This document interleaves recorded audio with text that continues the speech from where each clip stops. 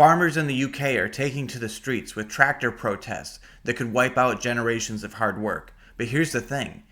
This tax proposal in the UK is something that we see here in the US as well, especially here in Minnesota, where family farmers have to take action to protect their farms. Hi, I'm Jason Wagner, the farm lawyer. I work with family farmers every single day to help them pass on the farm to the next generation. So what's going on in the UK? Well, there's a new party in control, and they're proposing that in April 2026, a new inheritance tax would be imposed on any assets over £1 million. The rate would be 20%. Why is this impacting family farms? Well, number one, previously they were exempt from this tax. Why? Farming is expensive, machinery is expensive. Most farmers in the US have $500,000 to $1 million of equipment value just for an average size farm. So we look at the UK, the average farm size in the UK is about 200 acres. So that's a modest sized farm, that's a family farm. 200 acres times the average value of 11,300 pounds per acre. That means that the average farm size in the UK is going to be 2.2 to 2.3 million pounds already. That means this tax, by definition, is going to hit every average farm in the UK, plus below average size farms in the UK, right? You can have a farm half that size and still potentially be subject to this tax. And again, we have to think about what else is there. There's machinery and equipment. Could be livestock.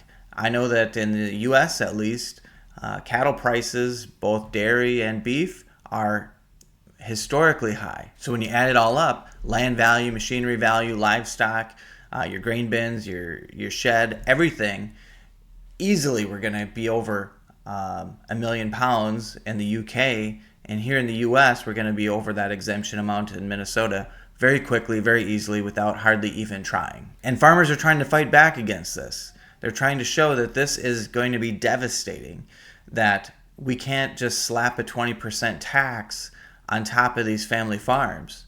And, we've got this issue.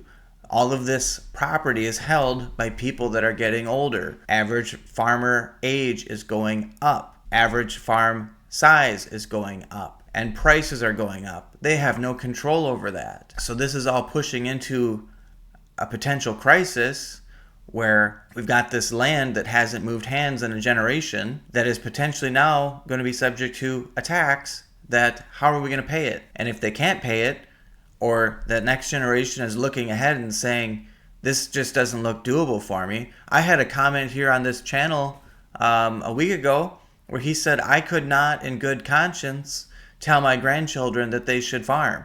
We have too many regulations, the taxes, it's just all coming down on us. Again, this is just baseline here. We're talking about average farm size that is producing the food that in the UK is going to feed that population. And the same dynamics are at play. If family farmers aren't going to do that, who is? Is this the direction we want to go? Because these family farmers cannot tell their kids we should continue this operation, or that we can continue this operation. In the UK, the government is saying that this tax will affect around 500 estates a year, yet farmers and farm unions are telling them, no, this is going to affect up to 75% of working farms. And those numbers that I just went through of average farm size and farm value show why. And we hear the same thing in the US. Oh, farmers don't pay the estate tax. The estate tax only impacts a small number of farmers.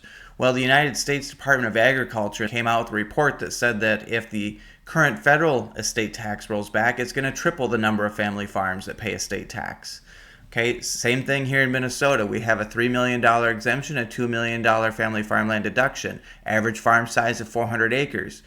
$10,000 an acre, easy. Okay, that's a $4 million farm right off the bat. We're over the exemption. Maybe we can pull it back with the family farmland deduction, but what about the machinery, the livestock, any of that? So we have average farm size here in Minnesota is potentially subject to the tax. Why aren't we seeing large swaths of farmers paying the tax?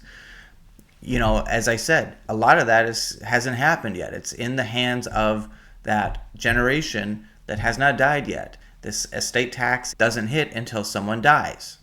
There's a mental health crisis going alongside this. It's taking an emotional toll on those farmers. They're looking at legacies that are being ruined or could be ruined. They're saying, what do we tell the next generation? The stress, the uncertainty, this pressure is causing an alarming increase in depression and suicide rates in farmers in the UK. But it isn't exclusive to the UK, all right? I work with farmers every day. They love what they do. Most of them never want to quit doing what they're doing. But at a certain point, you're worried about the weather. You're worried about paying the bank. You're worried about getting along with your family. And now we have to worry about this too. But there are things you can do, okay? Number one, take a look across the pond. Look at what the UK farmers are doing. They're making their voices heard. It's important that US farmers make their voices heard too. Legislatures need to understand that a $5 million balance sheet on a farmer is not the same thing as $5 million in cash or bank accounts or business interest or stock. These are just totally different types of assets, and they serve different purposes. But you also have to keep in mind that we can't just complain or say that we don't like it or that it's not fair or land prices shouldn't be doing this. Okay, that gets us nowhere. The law is what it is. But there are things you can do. I work with family farmers every single day to help them pass the farm on to the next generation. We want to make sure we have a good foundational estate plan in place. As I said, Minnesota has a $3 million exemption, $2 million family farmland deduction. Well, that family farmland deduction has certain qualifications and requirements. I'm going to work with you to make sure that you're going to meet those qualifications and requirements so that you have that available, so that you can pass an extra $2 million worth of family farmland to the next generation. If you're married, and we have a good estate plan, we could potentially double that. Now we get $2 million here and $2 million here. But if you don't have a good estate plan, we may not be able to do that. Some other things, maybe looking at some lifetime gifting. Minnesota does not have a gift tax. We're fortunate in that regard. The federal government does have a gift tax, but it's unified with that high $13.99 million federal exemption. So a lot of times we're looking at, why wait until you're gone to pass this on? It's just going to be added to your Minnesota taxable estate. And we could be passing some of this out now. We could be gifting now. We need to look at those strategies. Is this something that you feel comfortable with? Is this something that's going to work for your farm succession plan? Finally, be real. Take into account these land prices. That is a big driving force behind a lot of the increased tax liability and the difficulty in farm succession planning. But that, again, doesn't mean you should ignore it because you don't like it. I had a client in my office just here a couple days ago. He was being smart. He says these land prices are making it just so difficult. I don't think the estate plan that we put together makes sense anymore because the land prices are just so high. We can't have a buyout or a formula buyout based off of these land prices. We need to shrink that buyout down or eliminate it completely, find another way to take care of our non-farming heirs. So we're doing that. That's an update to the estate plan. It's a simple thing to do. It's not going to cost a ton of money now, but it's going to save significant dollars for that farming heir later on. And if we have a conversation with the kids now, which I always recommend once we get a good plan in place, it's going to help with the family dynamics. The non-farming heirs are not going to be sitting around wondering what's happening, what comes next. Well, my heart goes out to farmers in the UK, and I applaud what they're doing. US farmers should also be looking at that. While they're looking at that, they need to look at their own personal estate plans and realize there are things they can do now that's going to protect against potential inheritance tax being so devastating to family farms. So what do you think? Should we tax family farms at 20% for being over £1 million, pounds, dollars, whatever?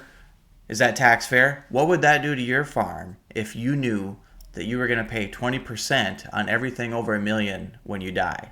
Drop a comment below. Let me know what you think. Follow me. I'm the Farm Lawyer. Subscribe for more.